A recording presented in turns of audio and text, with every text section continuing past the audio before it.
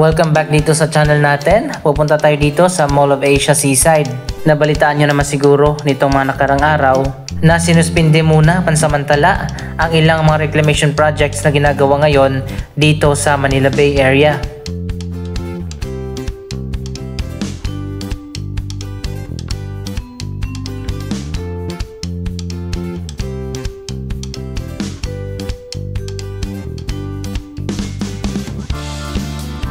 Ito na ngayon ang progress sa SM Prime Reclamation dito sa likod ng Mall of Asia Complex. Nagsimula na nga ang pagtatambak dito. Ilang linggo na ang nakakaraan para sa itatayo na pinakamalaking man-made island dito sa Mall of Asia Complex.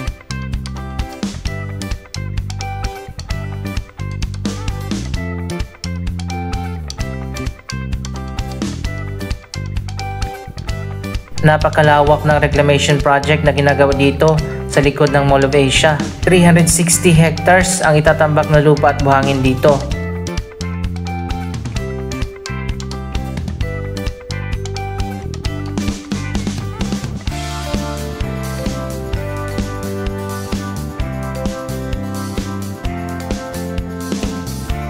Dahil sa suggestion ng DENR, kaya pinatigil muna ng ating presidente ang mga reclamation project na ginagawa dito. Particular na itong reclamation dito sa likod ng Quirino Grandstand malapit sa US Embassy. Kung hindi nyo pa alam, isang malaking reclamation project din ang ginagawa na dito, ang Waterfront City Reclamation Project.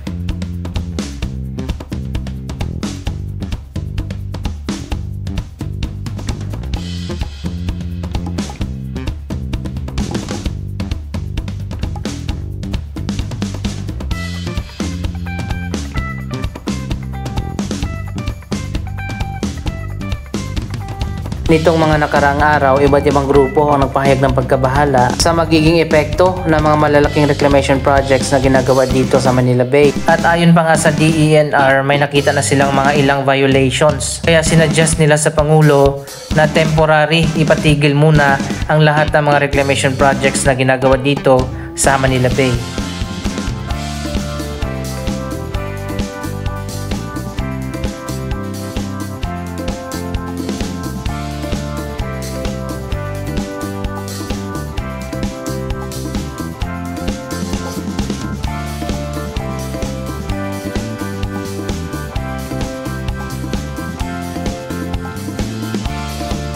Matapos na dumaan ang dalawang magkasunod na bagyo, hanggang sa ngayon ay lubog pa rin sa baha ang ilang mga barangay sa Pampanga at Bulacan.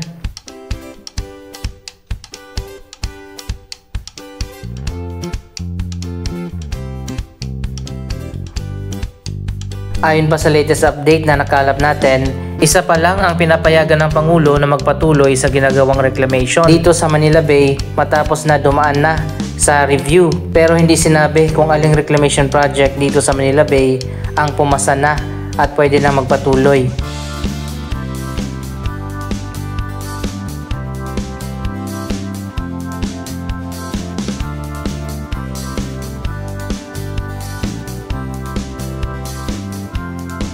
Isa pa sa nagpahayag ng pagbabahala ang US Embassy, kung saan sinabi nila sa DENR na dapat munang imbestigahan at i-review ang Manila Waterfront City Reclamation Project na itatayo dito sa likod ng Quirino Grandstand.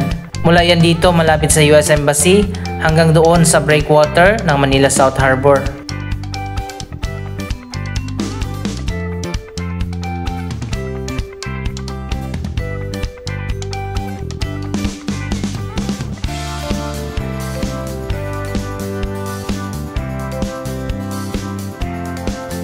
Ayon pa sa isang meeting na isinagawa ng DENR, isang blacklisted na Chinese company ang kinuha ng Waterfront City Reclamation Project na magsagawa ng dredging at magtambak ng lupa at buhangin para sa itatayo na bagong Waterfront City Reclamation.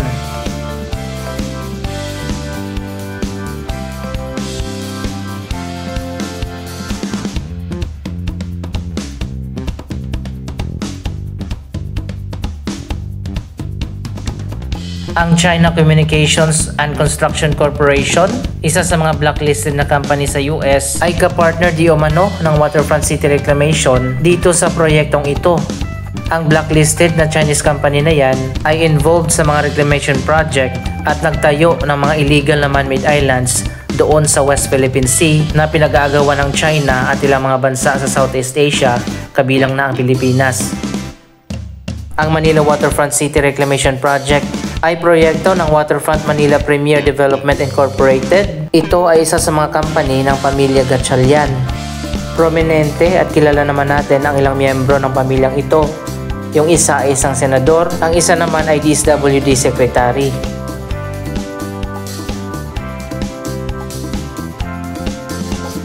Sa ngayon, suspended muna o tigil muna pansamantala ang paghuhukay at pagtatambak ng buhangin dito sa Manila Bay Area hanggang sa matapos ang isasagawang study at review ng DENR.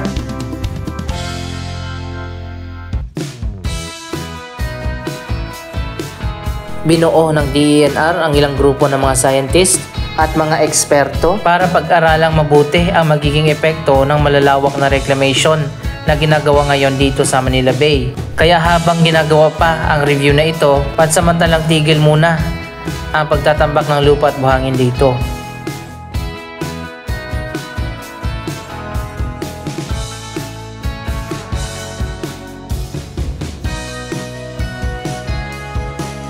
Isa pa sa nagpahayag ng pagkabahala, ang Manila City Mayor Hani Lacuna, saan sinabi ng mayora na hindi nakipag-coordinate ang mga developer ng mga malalaking reclamation projects na itatayo dito sa area na sakop ng Maynila.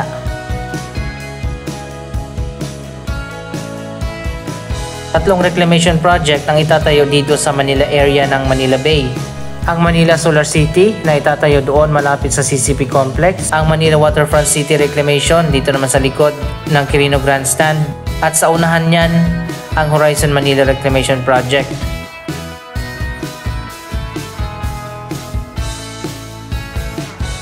Sa ngayon, suspendido muna pansamantala ang Waterfront City Reclamation Project, pati na rin ang iba pang mga reclamation. Ayon na rin yan sa utos ng Pangulo sa suggestion ng DENR. 318 hectares ang lawak ng Manila Waterfront City at may budget ang proyektong ito na 34 billion pesos.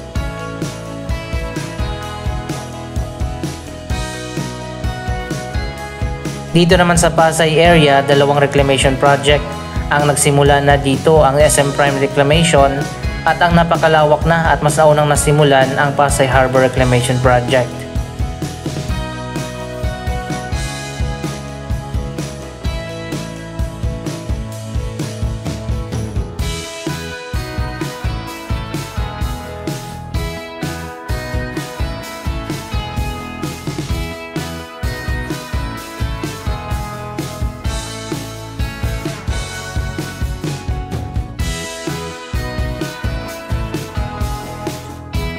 Tatlong man-made islands ang itatayo dito, ang Pasay Reclamation na magkakaroon ng dalawang man-made islands na may lawak na 260 hectares. Ang SM Prime Reclamation naman ay 360 hectares.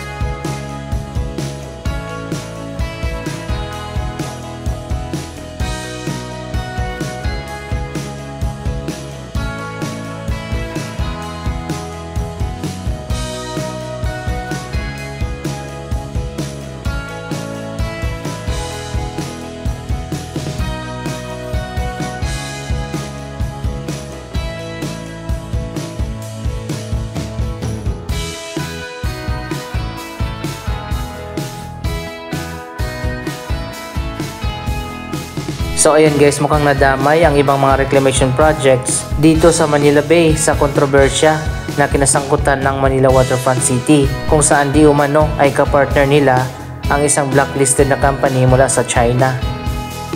Ang Pasay Harbor Reclamation Project naman at ang SM Prime Reclamation, ang kilalang dredging company mula sa Netherlands, ang kinuha nila na magsagawa ng dredging.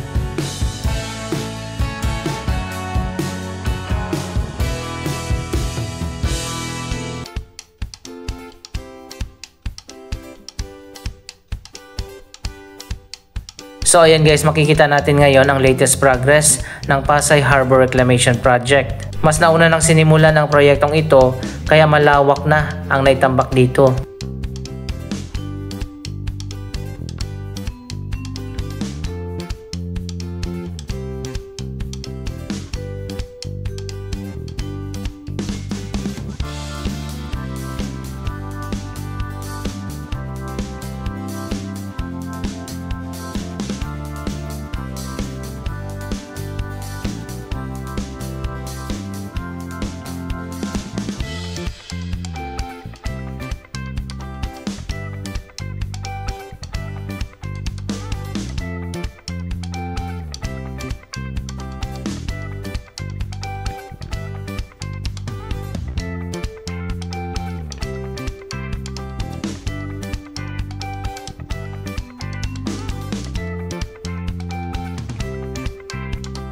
Dito naman sa kabila ang kakasimula pa lang na SM Prime Reclamation Project.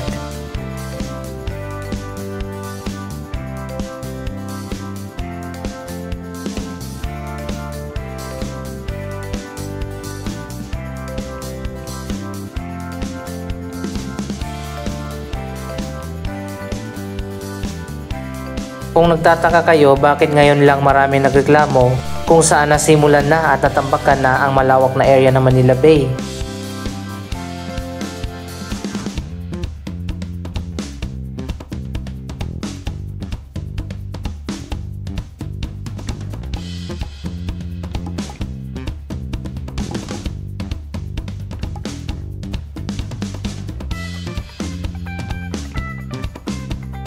Kung maalala nyo, ilang taon na nakaraan dumaan sa proseso ang mga reclamation project, kaya sila nabigyan ng notice to proceed at nabigyan ng environmental compliance certificate ng DENR.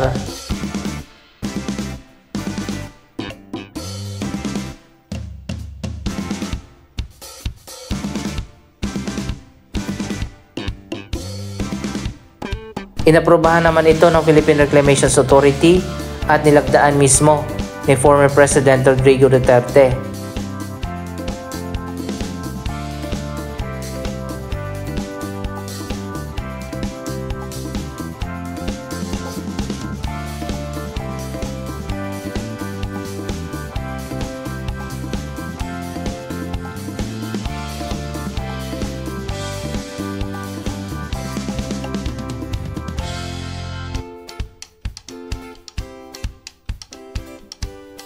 So ayan guys, dito sa gilid ng Mall of Asia Complex, kitang-kita naman natin kung gaano nakataas ang tambak ng Pasay Harbor Reclamation Project.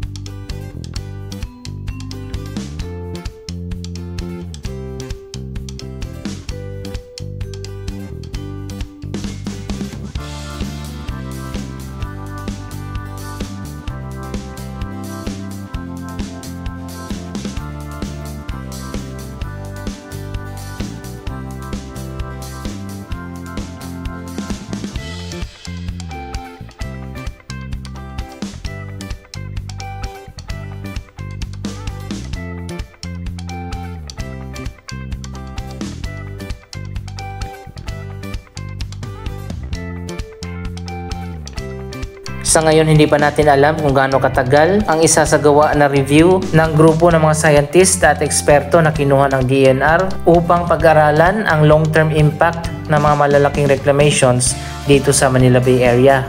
Kaya naman hindi rin natin alam kung gaano katagal ang suspension o pagpapatigil sa paghuhukay at pagtatambak ng lupa at buhangin dito sa iba't ibang reclamation sa Manila Bay.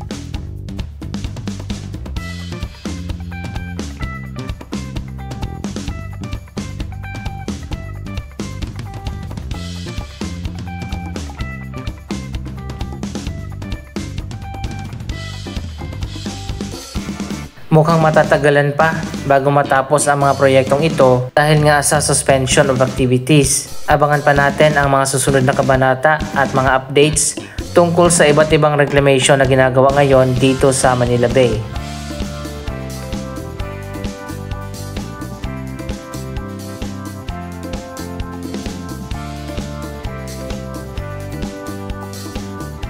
Anong masasabi nyo sa mga proyektong ito? Mag-comment lamang dyan sa baba ng inyong mga reaksyon.